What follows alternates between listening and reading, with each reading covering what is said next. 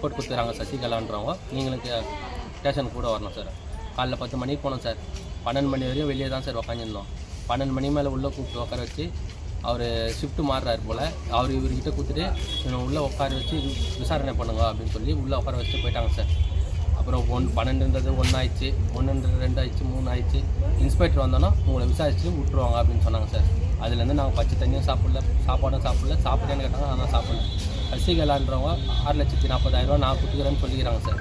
6,40,000 கொடுத்துக்கிறவங்க 17 மாதமாக இவர் வட்டி கட்டியிருந்தார். அதெல்லாம் ₹1 எதுவுமே கொடுக்கல, எங்களை ஏமாற்றிட்டாங்க, 2 வருஷமாக பணமே தரல, வீட்டை விட்டு ஓட்டாங்க, அப்படி இப்படின்னு ஊரை விட்டே ஓட்டாங்க அப்படின்னு சொல்லி அவங்க என்ன பண்ணிடுறாங்க. இன்ஸ்பெக்டர்கிட்ட போனோன்னா இன்ஸ்பெக்டர் வந்து என்ன கேட்டுட்டாரு, நீங்கள் 10 நாளில் காசு கொடுக்கணும், 10 நாளில் எனக்கு பாதி காசுனா கொடுத்தா தான் நான் உங்களுக்கு திருப்பி ஒரு 3 மாதம் இல்லை 4 மாதம் நான் வாங்கி தர முடியும் அவங்கக்கிட்ட கேட்டு அப்படின்னு சொன்னாங்க சார். இவருக்கு என்ன ஆயிடுச்சுன்னு தெரில.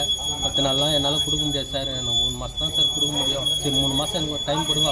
நான் என்னை கொடுத்த ஆளுங்க என்னை விட்டு ஓட்டாங்க, கொடுத்த ஆளுங்களாம் எல்லாம் விட்டு ஓட்டாங்க, அவங்கள நான் தேடி பிடிச்சி நான் கொடுக்குறேன் சார் அப்படின்னு சொன்னேன்.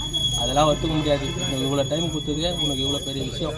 அதனால் என்னை அசிங்கமாக நான் அவங்கள சசிகலான்றவங்கள நான் அசிங்கமாக பேசினேன்னா ரூமுக்கெல்லாம் கூப்பிட்டேன்னு சொல்லி என்ன தேவையில்லாத என்ன ரிப்போர்ட்டை பண்ணி என்ன ஸ்டேஷனில் வர வச்சு அந்த மாதிரி என்ன சொல்லிக்கிறாங்க சார். கத்தியெல்லாம் காமிச்சு மிரட்டுன்னு சொல்கிறாங்க. ஆனால் நான் எதுவுமே கத்தியெல்லாம் காமிச்சு வெறும் மிரட்டல. இங்கே ஃபுல்லாக பூந்தமல்லி ஃபுல்லாக ஃபுட்டேஜ் இருக்குது.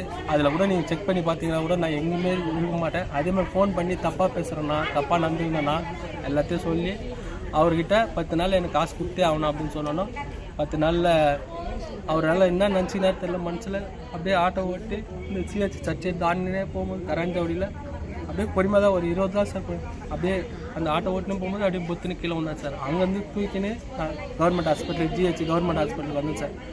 போய் ஒரு 10 நிமிஷத்தில் டாக்டர் வெளியே வந்து அவர் இறந்துட்டாருப்பா அப்படின்னு சொன்னாங்க.